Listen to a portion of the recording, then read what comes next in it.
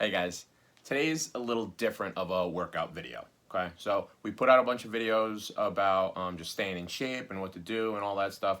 Today is a step backwards, maybe, if we want to call it that. Today's a series of movements, exercises, physical activities, all that can be done around the house for those of us that maybe haven't been going to the gym 5 to 7 days a week prior to all this stuff going on, right? So some of us have never worked out in our lives before, but now we have all this free time, and maybe it's a good idea we could just start moving around, but we don't really know where to start.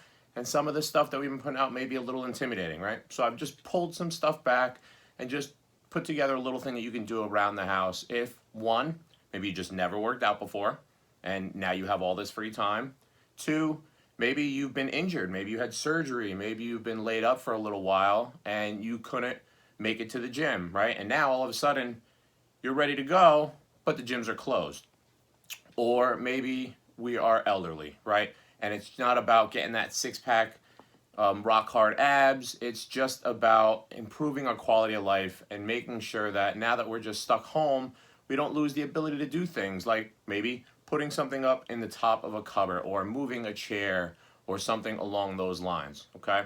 So I put together a little workout here that I'm going to clip together for you. And it's basically 5 or 6 different things that we can do right around the house with things we have at home. Okay. And each one I'm going to show some different variations from the less challenging side to the more challenging side of it, okay? And I'm gonna flow right through that. So let's dive into this video and I'll put these exercises together for you. First version is a doorknob squat. You're just gonna try and sit straight down and then come right back up holding onto that doorknob. The next version would be squat to a chair. So you can pick whatever height chair works for you, whichever one's challenging, and you're just gonna sit on back, reach your arms out, and then just stand right back up. Here's another one, a little bit lower of a chair. Just sit on back, stand right back up, nice and tall. And lastly is our bodyweight squat or weighted squat. Everything's the same, we just don't have the assistance of the door or the chair. Here we have windmills to increase or improve our flexibility. All you're going to do is keep your feet wider than your shoulders, reach down, try and touch the ground, and just get as low as you comfortably can. Here we just have some carries. I love carries because they challenge us in so many different ways. Basically, all you're going to do is grab any household items from a chair, a bin, case of soda, water, whatever you have, set a couple of them up.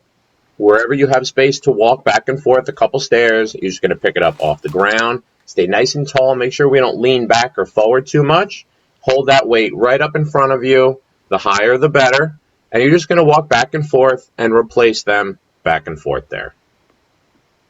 Nice and easy on the way down, making sure we squat. After the carries, we're going to have glute bridges. So all you're going to do is lay flat on the ground, keep your feet close together.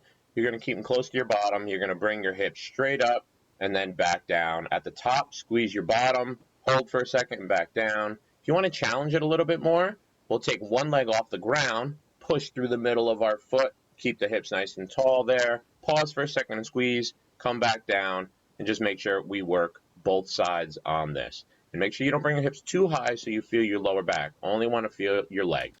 Here we have overhead reaching. So you can grab any household item around the house that's a challenging weight, reach it up, staying nice and tall, just like in the carries, alternating arms back and forth. Or you can grab something a little heavier, do it with 2 arms, reach straight up, making sure we don't lean backwards and arch. This is one we lose a lot when we stop working out or we stop moving around. We lose the ability to reach overhead, which is very important.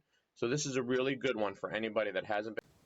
And lastly, we have a stair climb. So you're going to go opposite arm, opposite leg, lean into those stairs a little bit, and you're just going to walk on up.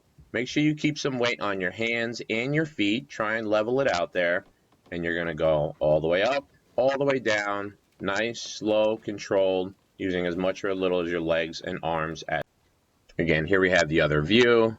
Opposite arm, opposite leg. Coordination is a big thing that we lose when we don't move very often. So being able to just control our body, opposite arm, opposite leg, is great for the entire system. Brain, body, and soul right there. So opposite arm, use as much or as little pressure on each of those as you need. Nice, slow, and controlled.